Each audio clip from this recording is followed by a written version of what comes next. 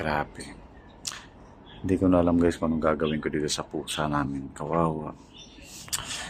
Alam mo yung hirap pag walang pera, hindi ka makakilos. Guys. Kawawa siya. Kawawa naman pusa namin.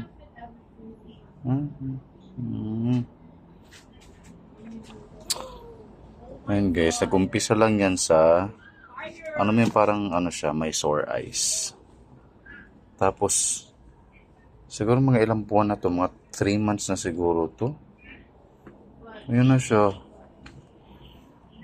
Hindi ko alam, ang hirap, mahal kasi yung nagpaano eh. Kasi ayan lumaki na talaga sa ano na. Ano ba libreng ano guys?